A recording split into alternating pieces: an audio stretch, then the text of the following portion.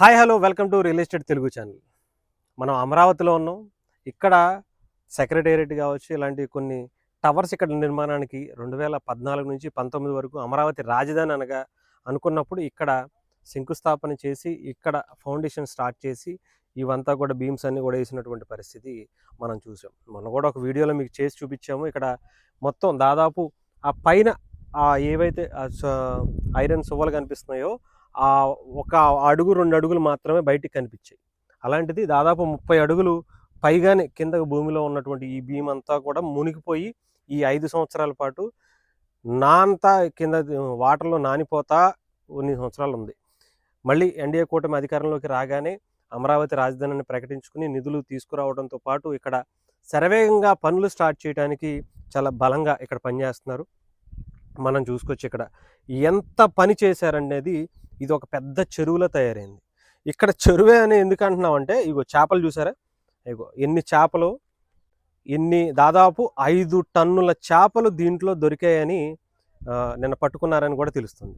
ఆ చేపలన్నీ కూడా కొన్ని అయితే ఇంకా చచ్చిపోయినాయి. చిన్న చిన్న చేపలు తీసేటప్పుడు ఇంకా దాదాపు 5 టన్నుల చేపలను తీసుకుని బయటికి తీసుకువెళ్ళినట్టుగా తెలుస్తుంది. ఇంకా కొంత బురద అయితే ఎంత భారీ ఎత్తున పెరిగిపోయింది. మరి దీన్ని ఏం చేస్తారు? దీంట్లో నిర్మాణం ఇప్పుడు ప్రస్తుతానికైతే దాన్ని మళ్ళీ సాయిల్ టెస్ట్ ఇవన్నీ కూడా చేసి దాన్ని పరిశీలించి ఆ తర్వాత నిర్మాణం అనేది మొదలుపెట్టే అవకాశం అయితే కనిపిస్తూ ఉంది. మళ్ళీ దాన్ని అలాగే ఉంచి స్టార్ట్ చేస్తారా, లేదంటే మళ్ళీ కొత్తగా ఫౌండేషన్ వేస్తారా ఏంటా అనేది టెస్ట్ చేస్తే కానీ తెలియనటువంటి పరిస్థితి అయితే ఉంది.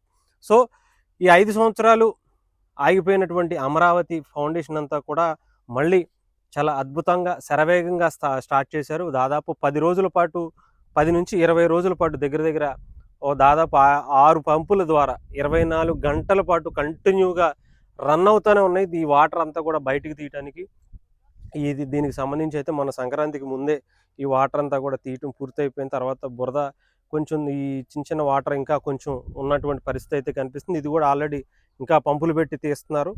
ఇంకా అదంతా కూడా మరి అక్కడికి ట్రాక్టర్లు వెళ్ళటానికి దానికి సంబంధించిన దారులన్నీ కూడా చేసుకుంటున్నటువంటి పరిస్థితిని కూడా మనం చూడొచ్చు. సో ఎప్పటికప్పుడు లైవ్ అప్డేట్స్ అయితే అమరావతికి సంబంధించి మేము ముందుకు తీసుకొస్తాం. అసలు అమరావతి పరిస్థితి ఏంటి, అమరావతిలో మనం ఇక్కడ ఇన్వెస్ట్ చేసుకోవడానికి ఉన్నటువంటి అవగాహన కూడా మీకు తీసుకొచ్చే ప్రయత్నం చేస్తాం.